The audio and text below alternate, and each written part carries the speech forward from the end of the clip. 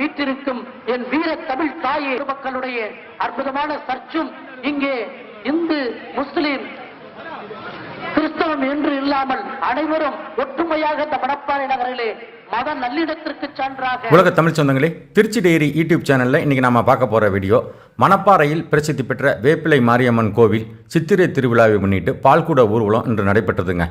பல்லாயிரக்கணக்கான பக்தர்கள் ஓம் சக்தி பராசக்தி என்ற பக்தி பரவசத்துடன் பால்குடங்களை எடுத்து வந்து அம்மனை வழிபட்டனருங்க.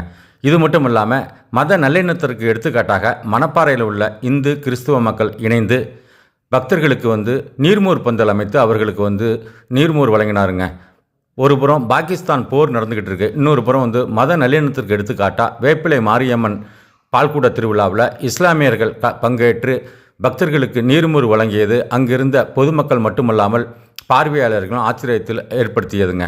இப்படி இந்தியாவின் ஒருமைப்பாட்டை எடுத்துரைக்கும் விதமாகவும் உலகிற்கு பறைசாற்றும் விதமாகவும் நடைபெற்ற மணப்பாறை வேப்பிலை மாரியம்மன் கோவில் பால்குட ஊர்வல வீடியோ தொகுப்பினை தொடர்ந்து பாருங்கள். வாங்க வீடியோவை பார்க்கலாம்.